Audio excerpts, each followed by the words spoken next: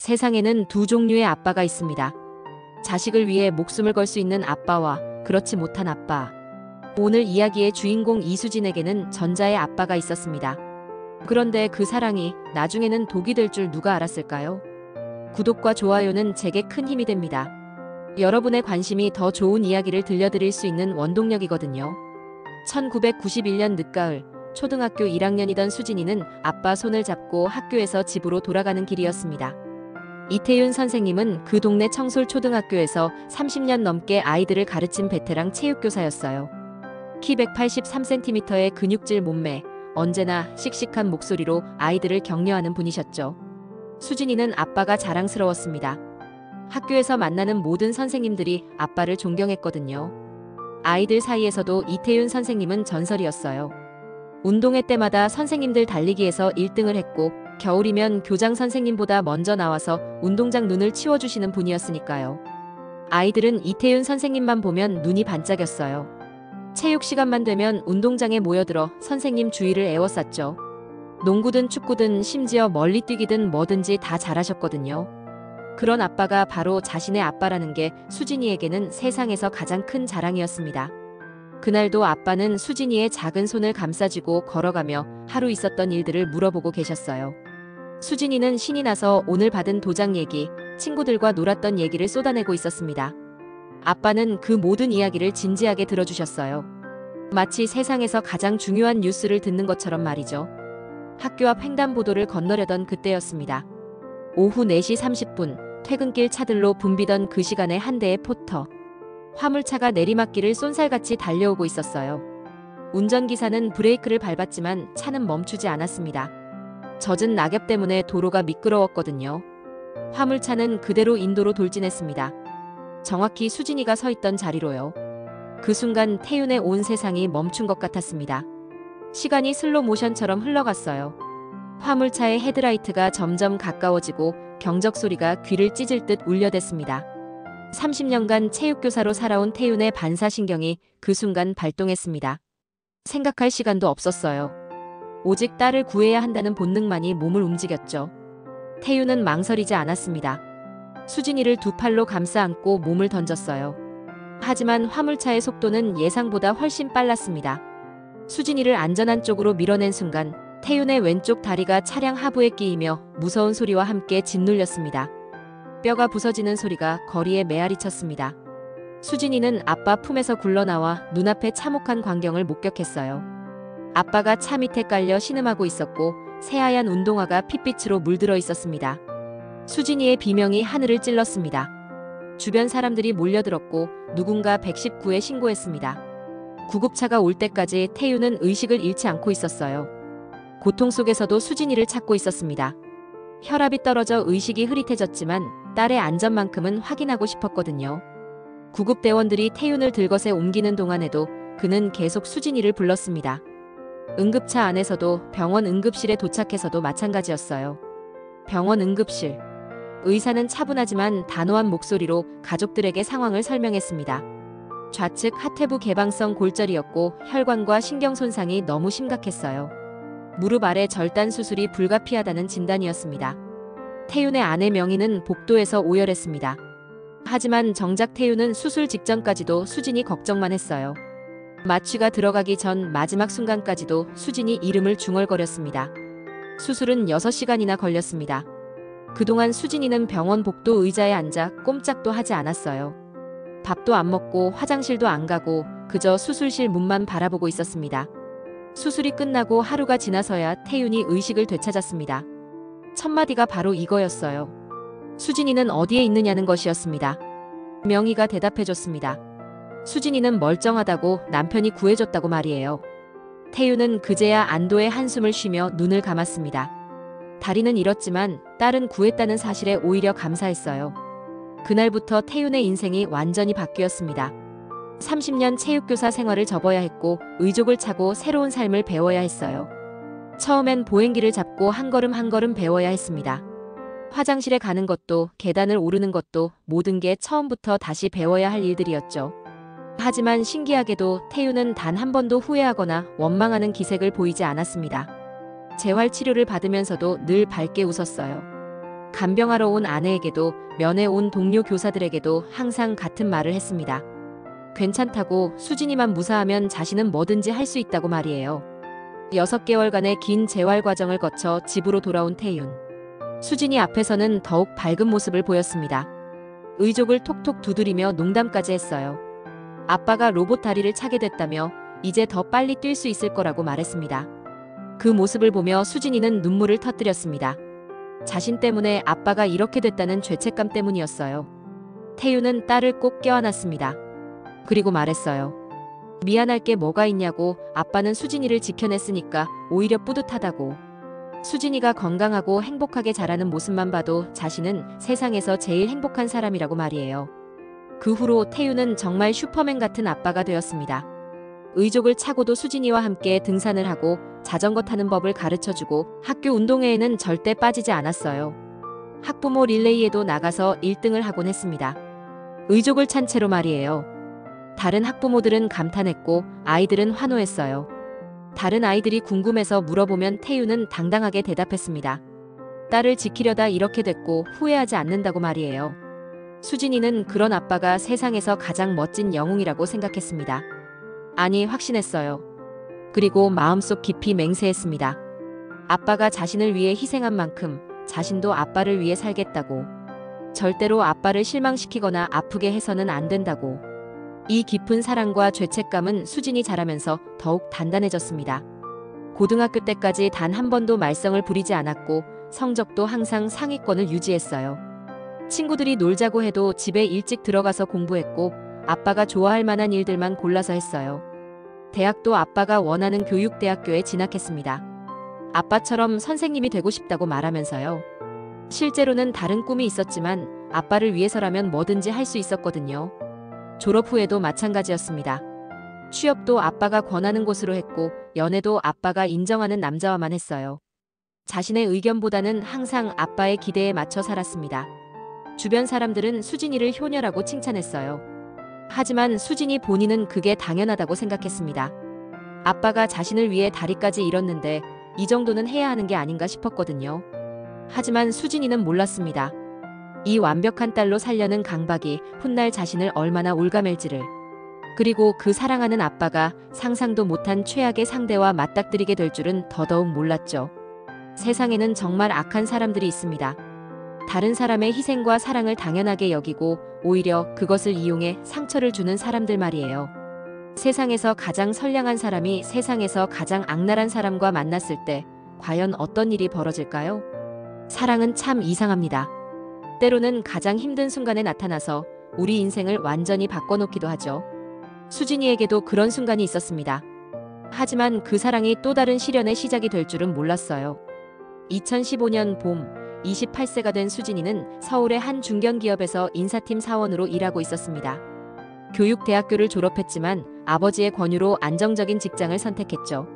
아버지는 선생님보다는 공무원이나 대기업이 더 안전하다고 생각하셨거든요. 수진이는 늘 그랬듯이 아버지의 뜻을 따랐습니다. 회사 생활은 순탄하지 않았어요. 특히 같은 팀 선배인 김대리가 문제였습니다. 40대 중반의 김대리는 신입사원들을 괴롭히는 것으로 유명했죠. 그 중에서도 수진이를 특히 싫어했어요. 이유는 간단했습니다. 수진이가 너무 모범적이었거든요. 지각도 안 하고 실수도 안 하고 상사 말도 잘 듣고. 김대리 입장에서는 트집 잡을 구석이 없으니 더 짜증이 났던 거예요.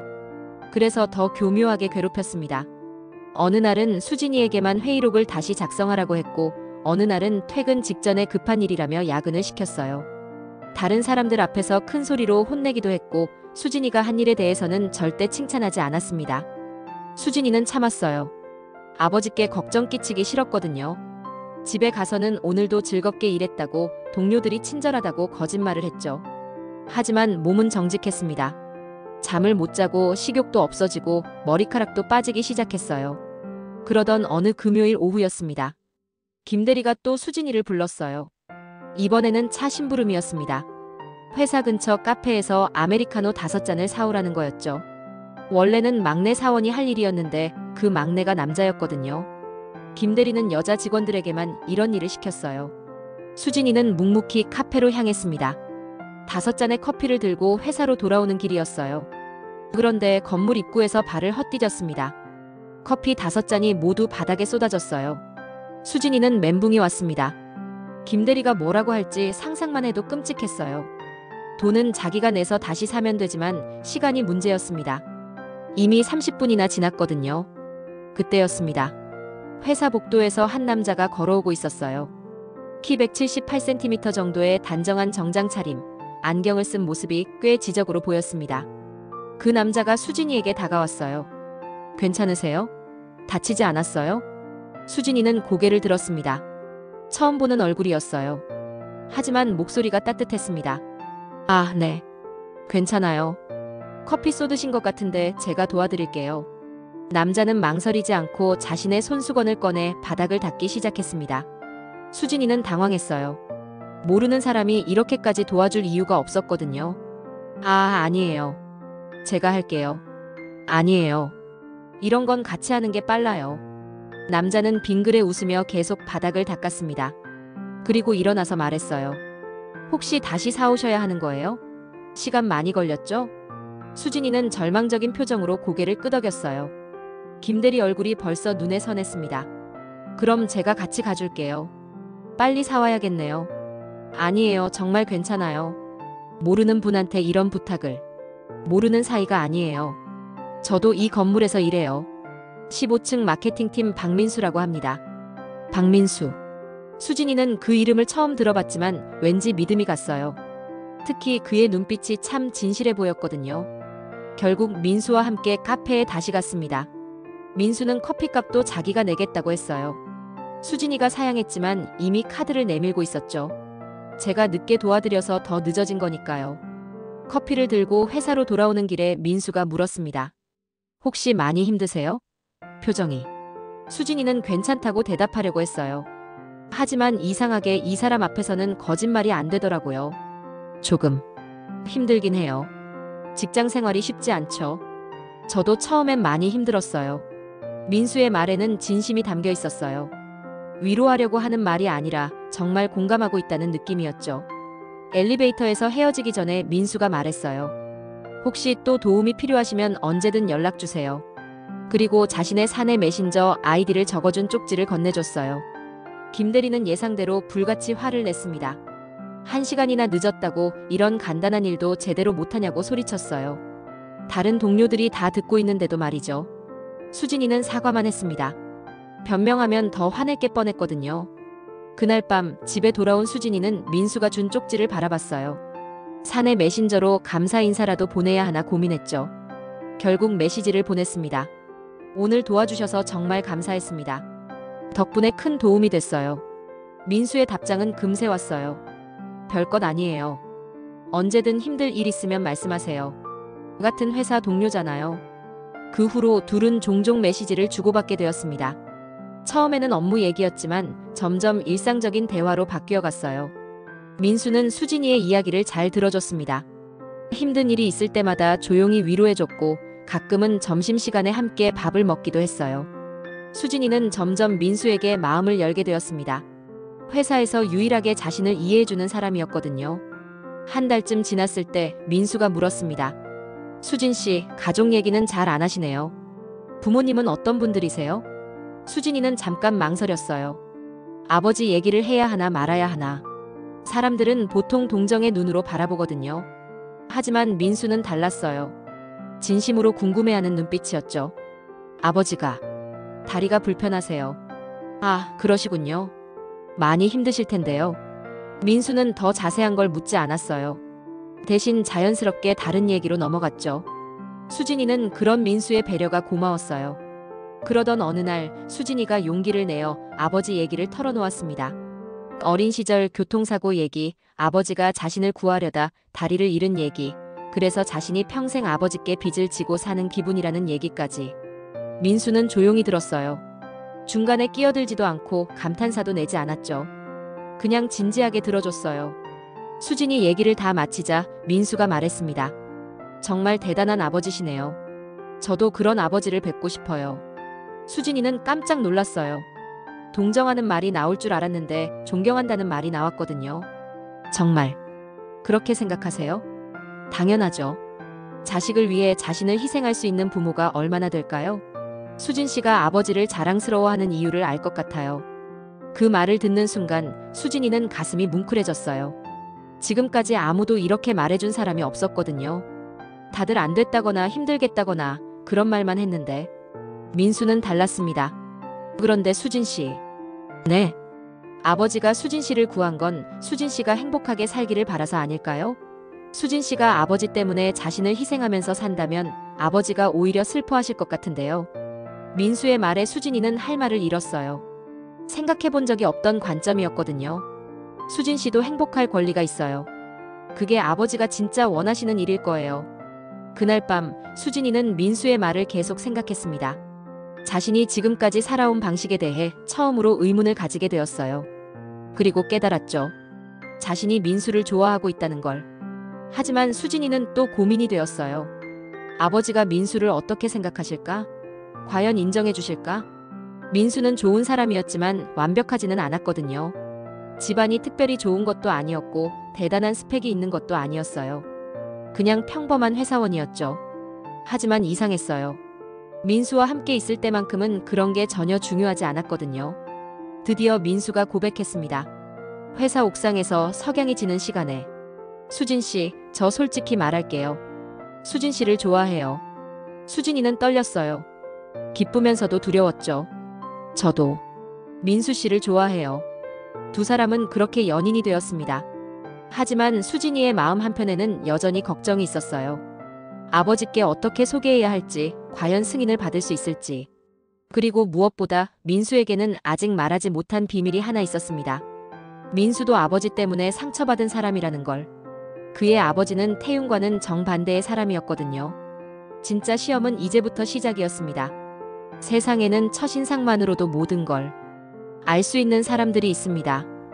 딱 봐도 문제가 있다는 걸 직감할 수 있는 사람들 말이에요. 수진이가 만난 최병국이 바로 그런 사람이었습니다. 민수와 사귄 지 6개월이 지났을 무렵 드디어 양가 부모님께 인사드리는 날이 왔습니다. 수진이는 떨렸어요. 아버지께 민수를 소개하는 것도 걱정이었지만 민수의 부모님을 만나는 것도 마찬가지였거든요. 민수가 가끔 아버지 얘기를 할 때마다 표정이 어두워지는 걸 봤거든요. 며칠 전 민수가 한 말이 계속 맴돌았어요. 자기 아버지는 좀 특이하다고 미리 마음의 준비를 하라고 했거든요. 구체적으로 뭐가 특이한지는 말하지 않았죠. 일요일 오후 민수이 집 앞에 도착한 수진이. 생각보다 오래된 다세대 주택이었어요. 민수 집안이 그렇게 넉넉하지 않다는 건 이미 알고 있었지만 막상 보니 더 현실감이 났죠. 민수가 초인종을 누르자 문이 열렸습니다. 한 남자가 나타났어요. 키는 170cm 정도, 배가 많이 나온 68세 남성이었습니다. 머리는 반쯤 벗겨졌고 낡은 운동복을 입고 있었어요. 최병국이었습니다. 첫인상부터 뭔가 이상했어요. 아들이 여자친구를 데려왔는데도 전혀 반갑지 않은 표정이었거든요. 오히려 귀찮다는 듯이 한숨을 쉬었어요. 병국은 수진이를 대충 훑어보더니 집 안으로 들어갔습니다. 제대로 된 인사도 받지 않고 말이에요. 민수는 미안하다는 표정으로 수진이를 바라봤어요. 집 안은 더 가관이었습니다. 여기저기 물건들이 어수선하게 널려 있었고 담배 냄새가 진동했어요. 거실 한쪽에는 소주병이 몇 개 굴러다니고 있었습니다. 수진이가 조심스럽게 어머니는 어디 계시는지 물어봤어요. 민수의 대답은 어색했습니다. 친정에 계신다고 했는데 뭔가 숨기는 게 있다는 느낌이었죠. 병국이 소파에 털썩 주저앉으며 앉으라고 명령조로 말했어요. 수진이는 민수 옆에 조심스럽게 앉았습니다. 그리고 시작된 것은 마치 면접 같은 질문 공세였어요. 뭐 하는 사람인지, 어느 회사 다니는지, 월급은 얼마나 받는지. 수진이는 당황했지만 하나씩 대답했습니다. 병국은 수진이의 연봉을 듣고 나서 뭔가 계산하는 표정을 지었어요. 그러면서 맞벌이할 거냐는 질문이 나왔습니다. 수진이가 아직 결혼 얘기는 이르다고 말하자 병국은 결혼 안 할 거면 사귈 이유가 뭐냐고 반박했어요. 만난 지 10분도 안 됐는데 벌써 결혼 얘기였거든요. 그때 병국이 갑자기 일어나더니 부엌으로 갔습니다. 소주를 가져왔어요. 한잔 하자며 낮부터 술을 마시기 시작했어요. 민수가 말렸지만 자기 집에서 뭘 마시든 상관없다며 무시했죠. 병국은 수진이에게도 술을 권했습니다. 수진이가 못 마신다고 하자 요즘 여자들은 다 그렇다며 비꼬기 시작했어요. 술도 못 마시고 요리도 못하고 이기적이라는 식으로 말이죠. 민수가 왜 그렇게 말하느냐고 항의했지만 병국은 사실이라며 더 거침없어졌어요. 술이 들어가니 더 심해졌습니다. 여자는 집에서 남편 뒷바라지하는 게 본분이라고, 요즘 여자들은 돈 번다고 목에 힘준다고 중얼거렸어요. 그러면서 자기 아내 얘기를 꺼냈습니다. 집 나간 지 오래됐다고 답답한 여자라고 말했어요. 수진이는 그제야 깨달았습니다. 민수 어머니가 집을 나간 거였구나. 병국은 수진이에게 직접 물어봤어요. 결혼하면 일 그만둘 거냐고. 수진이가 상황을 봐서라고 대답하자 남자가 돈 벌면 여자는 집에 있어야 한다고 단정적으로 말했습니다. 민수가 더 이상 참을 수 없어서 일어났지만 병국은 당연한 말하는 건데 뭐가 문제냐는 식이었어요. 그러면서 민수가 집도 없고 돈도 없어서 미안하지만 이 집이라도 물려줄 테니 참고 살라고 말했습니다. 수진이는 소름이 돋았어요. 참고 살라니요. 그런데 진짜 충격은 그 다음이었습니다. 병국이 술에 완전히 취해서 더 충격적인 말을 했어요. 남자는 원래 바람 피우는 거라고, 여자는 그런 것도 이해해줘야 한다고. 말이죠. 자기도 젊을 때 바람 좀 피웠는데 아내가 그걸 못 참겠다고 집 나갔다고 자랑스럽게 얘기했어요. 민수의 얼굴이 새하얗게 변했습니다. 병국은 거기서 멈추지 않았어요. 수진이에게 민수도 나중에 바람 피워도 이해해달라고, 남자는 원래 그런 거라고 말했습니다.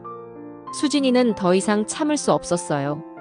일어서서 먼저 나가보겠다고 말했습니다. 병국은 벌써 가느냐며 밥이라도 먹고 가라고 했지만 전혀 눈치가 없었어요. 민수가 급히 따라 나왔습니다. 집 밖에서 민수는 계속 사과했어요. 정말 미안하다고, 아버지가 너무했다고 말했습니다. 평소에도 저랬지만 오늘은 더 심했다고 했어요. 민수는 왜 어머니가 집을 나갔는지 이제 알겠다고 말했어요. 아버지가 정말 문제가 많다고 인정했죠. 수진이는 민수를 바라봤어요. 이 사람도 아버지 때문에 상처받고 살고 있구나 싶었습니다. 그래서 괜찮다고, 민수는 아버님과 다르다고 위로해줬어요. 하지만 마음 한편에서는 걱정이 들기 시작했습니다. 이런 아버지를 둔 남자와 결혼해도 괜찮을까? 그리고 우리 아버지는 저런 사람을 어떻게 받아들일까? 수진이는 앞으로 벌어질 일들이 두려워졌어요. 하지만 그때만 해도 몰랐습니다. 이건 단지 시작에 불과하다는 걸. 최병국이라는 남자는 상상했던 것보다 훨씬 더 문제가 많은 사람이었거든요. 그리고 그는 곧 수진이의 삶에 직접적으로 개입하기 시작할 것이었습니다. 결혼 후에 벌어질 일들을 생각하면 이날의 만남은 정말 순진한 수준이었어요. 진짜 지옥은 이제부터 시작이었으니까요. 어떤 사람들은 경계를 모릅니다. 다른 사람의 인생에 함부로 개입하고 자신의 잘못된 가치관을 강요하죠. 최병국은 바로 그런 사람이었습니다. 그리고 그의 진짜 본성은 이제부터 드러나기 시작했어요. 첫 만남 이후 한 달이 지났습니다. 수진이는 병국과의 만남을 잊으려 노력했어요. 민수가 아버지와 다르다는 걸 확신했고 사랑하는 마음에는 변함이 없었거든요. 그런데 문제가 생겼습니다. 병국이 자꾸 연락을 해왔어요. 처음에는 민수를 통해서였습니다. 수진이 언제 다시 놀러 오느냐고, 밥 한 끼 같이 먹자고 말을 전해달라는 식이었죠. 민수는 난처해했어요. 아버지를 무시할 수도 없고 수진이에게 부담을 줄 수도 없고 수진이는 바쁘다는 핑계로 계속 미뤘습니다. 하지만 병국은 끈질겼어요. 어느 날은 아예 수진이 회사로 전화를 걸어왔습니다. 민수한테 수진이 회사 번호를 물어보고 직접 전화한 거였어요. 민수는 나중에 미안하다고 사과했지만 아버지가 워낙 완강하게 요구해서 어쩔 수 없었다고 했어요. 갑작스러운 전화에 수진이는 당황했어요. 병국은 주말에 시간 되면 나와달라고 했어요. 며느리 될 사람이랑 좀 더 친해지고 싶다는 이유였습니다. 수진이가 망설이자 민수한테는 비밀로 하자고 말했어요. 괜히 아들이 신경 쓸까 봐서라고 했지만 뭔가 수상했어요. 결국 수진이는 토요일 오후에 병국을 만나기로 했습니다. 약속 장소는 집 근처 작은 카페였어요. 병국은 이미 와 있었는데 여전히 낡은 운동복 차림이었습니다. 카페에서도 어색하게 눈에 띄더라고요. 어서 와, 수진 씨 앉아. 병국은 반갑게 인사했지만 수진이는 여전히 불편했어요. 커피를 주문하고 앉자마자 병국이 말을 꺼냈습니다. 결혼은 언제 할 거냐는 거였어요. 수진이가 아직 이르다고 말하자 병국은 고개를 저었습니다. 나이가 30이 다 되어가는데 뭘 더 기다리냐고 빨리 결혼해서 애나 낳으라고 말했어요. 여자는 30 넘으면 애 낳기 힘들다는 둥 온갖 잔소리를 늘어놨죠. 수진이는 참았어요. 나이든 어른의 걱정이려니 생각했거든요. 하지만 병국의 말은 점점 선을 넘기 시작했습니다. 결혼하면 어디에 살 거냐고 물어봤어요. 수진이가 신혼집을 구할 생각이라고 하자 병국은 펄쩍 뛰었습니다. 돈이 어디 있다고 집을 구하냐는 거였어요. 자기 집에서 같이 살면 된다고 요즘은 다들 그렇게 산다고 주장했습니다. 시어머니도 없으니까 갈등도 없을 거라고 덧붙였어요. 수진이는 소름이 돋았어요. 저 사람과 한 집에서 산다고요? 병국은 계속 말을 이어갔습니다. 자기가 며느리를 어떻게 대할지에 대한 얘기였어요. 며느리는 딸 같은 존재라고 자기가 잘 돌봐주겠다고 말했습니다.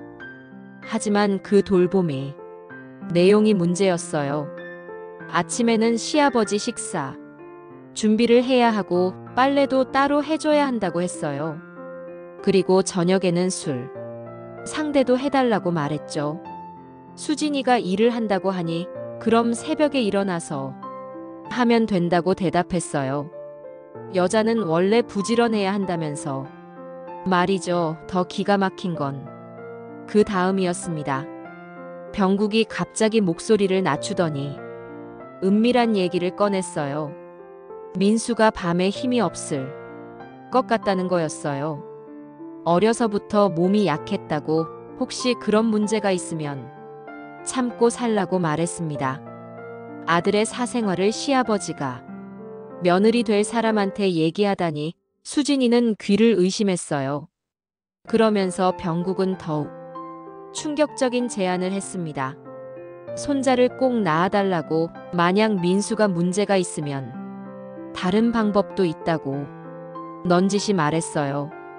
무슨 뜻인지 알겠냐는 식으로 눈치까지 보냈죠. 수진이는 완전히 경악했어요. 이 사람이 지금 뭘 제안하는 거죠? 병국은 거기서 멈추지 않았어요. 갑자기 수진이의 몸매에 대한 평가를 시작했습니다. 키는 적당하고 얼굴도 괜찮고 엉덩이도 아이 낳기에 좋아 보인다는 식으로 말했어요. 마치 가축을 품평하는 듯한 말투였습니다. 수진이는 더 이상 참을 수 없었어요. 일어서려고 하는데 병국이 손목을 잡았습니다. 아직 할 말이 더 있다고 잠깐만 들어보라고 했어요. 병국이 마지막으로 한 말은 정말 충격적이었습니다. 자기한테 잘하면 나중에 좋은 일이 있을 거라고 말했어요. 그러면서 의미심장한 눈빛을 보냈죠. 수진이는 그 순간 온몸에 소름이 돋았습니다. 이 사람이 지금 자기한테 뭘 암시하는 걸까요? 수진이는 급히 자리에서 일어났어요.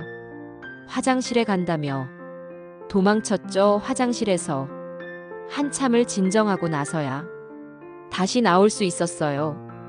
병국은 아무 일 없었다는 듯이 커피를 마시고 있었습니다. 수진이가 먼저 가보겠다고 하자 병국은 아쉬워했어요. 다음에 또 만나자고, 이런 대화는 민수한테는 비밀로 하자고 말했습니다. 집에 돌아온 수진이는 민수에게 말해야 할지 고민했어요. 하지만 뭐라고 설명해야 할지 막막했거든요. 명확한 성희롱은 아니었지만 분명히 선을 넘은 행동이었어요. 결국 민수에게는 아무 말도 하지 않았습니다. 하지만 그게 실수였어요. 며칠 후 병국이 또 전화를 걸어왔거든요. 이번에는 더 대담했어요. 수진이 혼자 있을 때를 노려서 집으로 전화를 걸었습니다. 부모님이 안 계실 때 말이에요. 전화 내용은 더욱 노골적이었어요. 지난번에 못다한 얘기가 있다고 둘만 만나서 차근차근 대화하자고 했어요. 그러면서 수진이가 예쁘다고, 민수가 부럽다는 말까지 덧붙였죠. 수진이는 바로 전화를 끊었어요. 하지만 병국은 포기하지 않았습니다. 문자 메시지가 오기 시작했거든요. 민수 몰래 번호를 알아낸 모양이었어요. 메시지 내용은 점점 더 노골적이 되어갔습니다. 수진이가 자기 마음에 든다는 둥, 민수보다 자기가 더 잘해줄 수 있다는 둥. 수진이는 공포를 느꼈어요. 이 사람이 정상이 아니구나 싶었거든요. 결국 민수에게 모든 걸 털어놓기로 했어요. 민수는 처음엔 믿지 못했습니다. 아버지가 그럴 리 없다고, 오해가 아니냐고 했어요. 수진이가 아무리 설명해도 고개를 저었죠. 하지만 수진이가 받은 문자 메시지들을 하나하나 보여주자 상황이 달라졌어요. 특히 마지막 몇 개 메시지는 정말 노골적이었거든요. 민수는 문자들을 읽어가며 점점 표정이 굳어졌어요. 그리고 마지막 메시지를 본 순간 민수의 얼굴이 새하얗게 변했습니다. 민수는 그날 바로 아버지와 대면했어요. 큰 싸움이 벌어졌습니다. 병국은 처음엔 부인했지만 결국 인정했어요. 그러면서 뻔뻔하게 말했습니다. 남자가 예쁜 여자 보면 그런 마음 생기는 게 당연하다고, 뭘 그렇게 호들갑이냐고 말했어요. 민수는 분노했어요. 그건 자기 여자친구라고, 아버지가 어떻게 그럴 수 있느냐고 소리쳤죠. 병국은 오히려 더 뻔뻔해졌어요.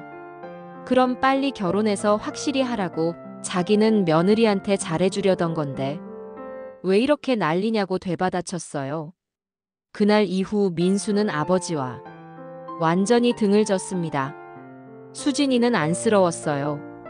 민수가 자기 때문에 아버지와 사이가 나빠진 게 미안했거든요. 하지만 더 큰 문제가 기다리고 있었습니다. 병국은 포기하지 않았어요. 오히려 더 집요해졌죠. 이제 수진이 집 앞까지 나타나기 시작했거든요. 정말 무서운 일들이 시작되려고 하고 있었어요. 세상에는 절대 만나선 안 될 사람들이 있습니다. 물과 기름처럼, 아니 불과 화약처럼 위험한 조합 말이에요. 이태윤과 최병국이 바로 그런 사이였습니다. 2016년 봄 수진이와 민수는 결혼을 했습니다. 병국에 그 충격적인 사건들이 있었지만 수진이는 민수를 포기할 수 없었어요. 민수가 아버지와 완전히 선을 그은 후로는 병국도 한동안 조용했거든요. 결혼식에서 병국은 얌전했습니다.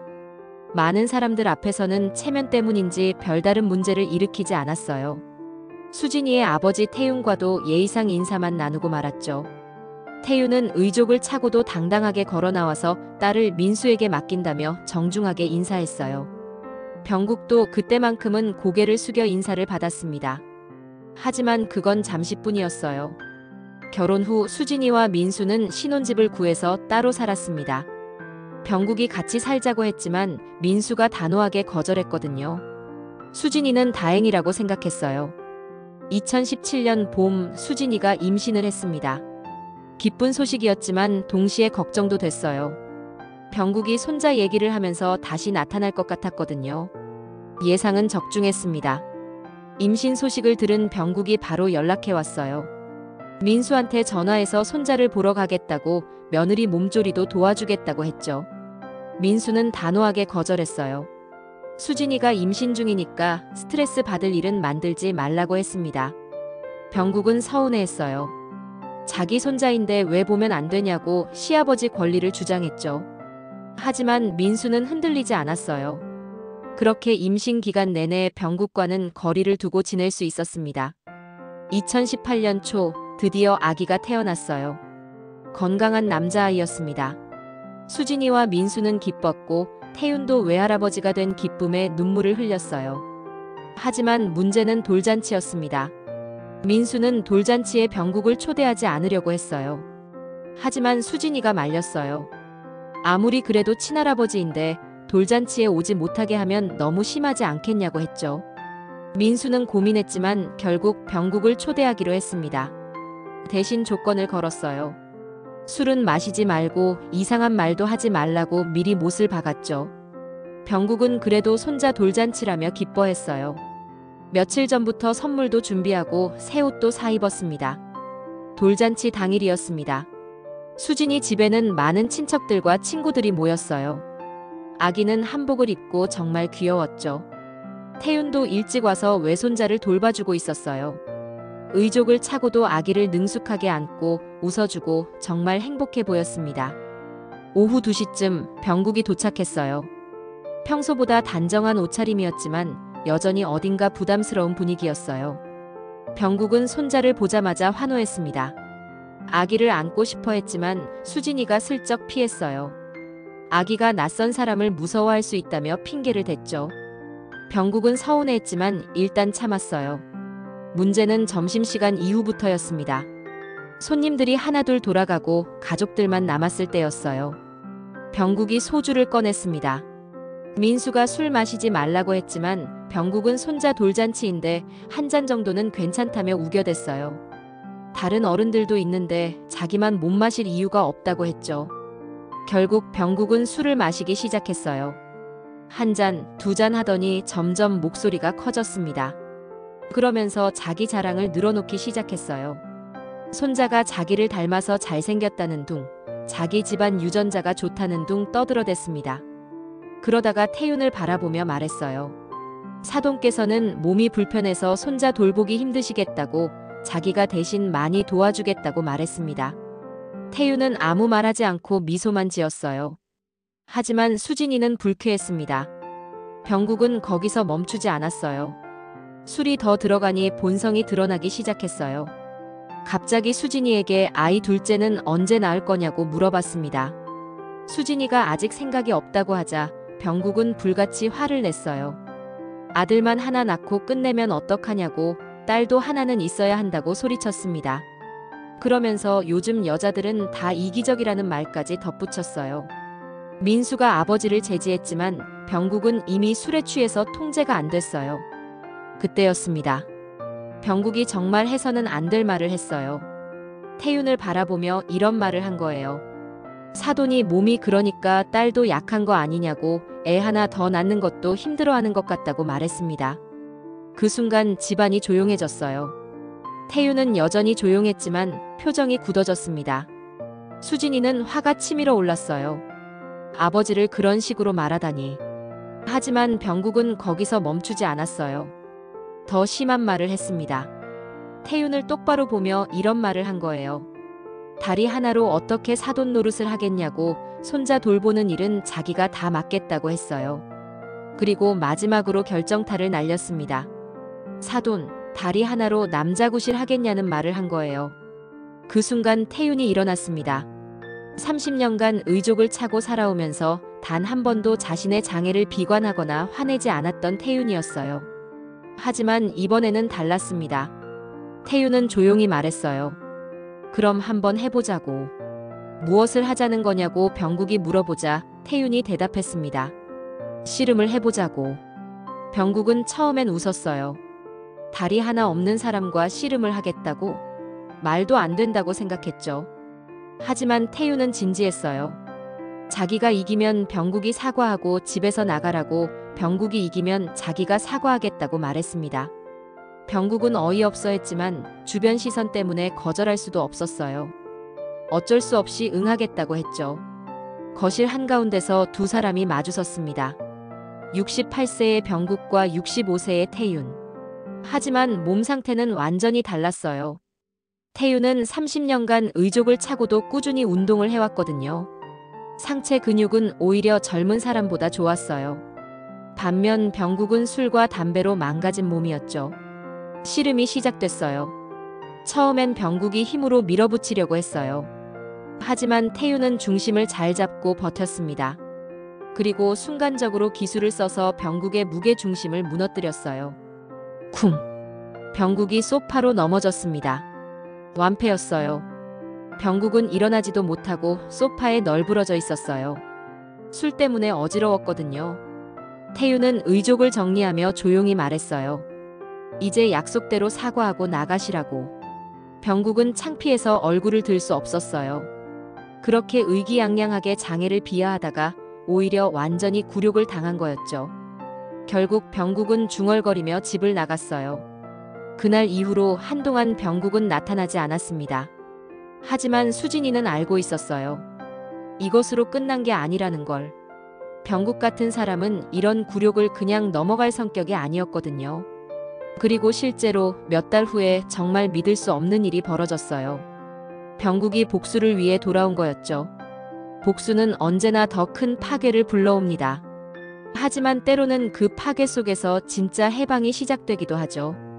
최병국의 마지막 발악이 불러온 건 예상치 못한 결말이었습니다. 씨름에서 굴욕적으로 패배한 후 석 달 동안 병국은 완전히 잠적했어요. 수진이와 민수는 다행이라고 생각했습니다. 드디어 평화가 찾아온 것 같았거든요. 아기도 건강하게 자라고 있었고 부부관계도 좋았어요. 태윤은 여전히 최고의 외할아버지였습니다. 주말마다 와서 외손자를 돌봐주고 수진이가 육아로 지칠 때마다 든든한 버팀목이 되어줬어요. 하지만 고요함은 폭풍 전의 전조였습니다. 2018년 가을, 갑자기 낯선 전화가 걸려왔어요. 수진이가 받았는데 중년 여성의 목소리였습니다. 민수의 어머니 김영자였어요. 영자는 집을 나간 지 2년 만에 연락을 해온 거였습니다. 목소리가 많이 지쳐 있었어요. 며느리와 손자를 보고 싶다고 만날 수 있겠냐고 조심스럽게 물어봤죠. 수진이는 당연히 좋다고 했어요. 사실 시어머니와 제대로 인사도 못 해봤거든요. 약속 장소는 조용한 카페였습니다. 영자는 수진이가 생각했던 것과는 달랐어요. 63세 치고는 늙어 보였고 표정이 매우 우울해 보였습니다. 2년간 남편과 떨어져 산 세월이 고스란히 얼굴에 드러나 있었어요. 영자는 먼저 사과했습니다. 결혼식에도 제대로 참석 못했고 손자가 태어났을 때도 곁에 있지 못했다면서 정말 미안하다고 했어요. 며느리 구실을 못해드려서 죄송하다고 거듭 사과했죠. 수진이는 괜찮다고 위로했어요. 상황을 이해한다고, 어머니 잘못이 아니라고 말했습니다. 그때 영자가 정말 충격적인 얘기를 털어놨어요. 병국이 최근에 이상한 행동을 하고 있다는 거였습니다. 영자는 친정 언니 집에 얹혀 살고 있었는데 한 달 전부터 병국이 자꾸 찾아왔다고 했어요. 처음엔 같이 돌아가자며 사정했지만 며칠 전부터는 완전히 달라졌다는 거였습니다. 병국이 영자에게 이상한 부탁을 했다고 해요.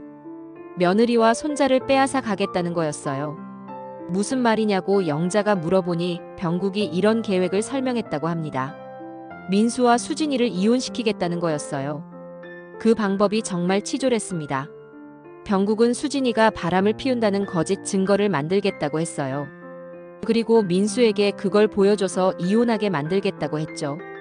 그럼 손자 양육권을 자기가 가져갈 수 있다고 영자도 돌아와서 같이 손자를 키우면 된다고 말했다는 거예요. 영자는 소름이 돋았다고 했어요. 남편이 완전히 정신이 나간 것 같았다고, 그래서 며느리에게 미리 알려주려고 연락했다고 했죠. 수진이는 경악했습니다. 병국이 그 정도로 위험한 사람인 줄 몰랐거든요. 영자는 더 충격적인 얘기를 했어요. 병국이 이미 사립 탐정을 고용했다고 하더라는 거예요. 수진이를 미행해서 뭔가 트집 잡을 거리를 찾겠다고 했다는 거였죠. 그리고 만약 그런 게 없으면 직접 만들어내겠다고 했다는 거예요. 어떻게든 수진이를 곤란하게 만들어서 민수와 갈라놓겠다고 말이죠. 수진이는 온몸에 소름이 돋았어요. 영자는 울면서 말했습니다. 자기가 그런 남자와 평생을 살았다고, 정말 후회된다고 했어요. 며느리만큼은 그런 고생을 하면 안 된다고, 그래서 미리 알려주는 거라고 했죠. 그리고 마지막으로 결정적인 말을 했어요. 자기는 이제 이혼하겠다고. 더 이상 그런 남자와 살 수 없다고, 늙어서라도 자유롭게 살고 싶다고 말했습니다. 수진이는 집에 돌아와서 민수에게 모든 걸 말했어요. 민수는 분노했습니다. 아버지가 그 정도로 악질인 줄 몰랐다고, 정말 용서할 수 없다고 했어요. 그리고 바로 태윤에게 전화를 걸어서 상황을 설명했습니다. 태윤은 조용히 들었어요. 그리고 한마디 했습니다. 그럼 우리가 먼저 움직이자고. 무슨 뜻이냐고 민수가 물어보자 태윤이 설명했어요. 저쪽에서 거짓 증거를 만들기 전에 우리가 먼저 병국의 실체를 드러내자고 했습니다. 지금까지 병국이 한 모든 짓들을 정리해서 법적 조치를 취하자고 했어요.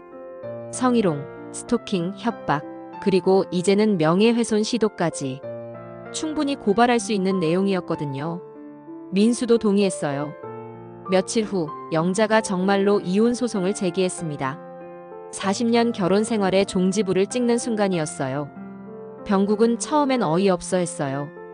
갑자기 웬 이혼 소송이냐며 화를 냈죠. 하지만 영자는 의외로 강단 있게 나왔습니다. 영자가 법정에 제출한 이혼 사유는 충격적이었어요. 남편의 지속적인 외도, 가정폭력, 그리고 며느리에 대한 성희롱까지 40년간 참아왔던 모든 것들을 다 쏟아낸 거였습니다. 특히 며느리 성희롱 부분은 결정적이었어요. 수진이가 증인으로 나서서 병국의 행동들을 상세히 증언했거든요. 병국은 법정에서 모든 걸 부인했지만 증거가 너무 많았어요. 문자 메시지, 목격자 증언, 그리고 영자의 40년간의 기록까지. 재판은 영자의 완승으로 끝났습니다. 이혼이 확정됐을 뿐만 아니라 재산 분할에서도 영자가 유리한 판결을 받았어요. 병국의 잘못이 워낙 명확했거든요. 병국은 집도 반을 내줘야 했고 위자료까지 지급해야 했습니다. 그리고 수진이에 대한 접근 금지 명령까지 내려졌어요. 병국의 모든 계획이 완전히 무너진 거였습니다. 재판이 끝나고 한 달 후 영자는 수진이네 집을 찾아왔어요. 이제 정말 자유로워진 표정이었습니다. 2년 전과는 완전히 다른 모습이었어요. 영자는 손자를 안아보며 말했어요. 이제야 진짜 할머니가 된 기분이라고, 그동안 못해준 것들을 다 해주고 싶다고 했습니다. 수진이는 기뻤어요. 드디어 정상적인 가족관계를 만들 수 있게 된 거였거든요. 영자는 앞으로 수진이 가족 근처에서 살고 싶다고 했어요.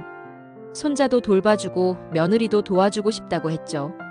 그렇게 새로운 평화가 찾아왔습니다. 병국은 어디론가 사라졌어요.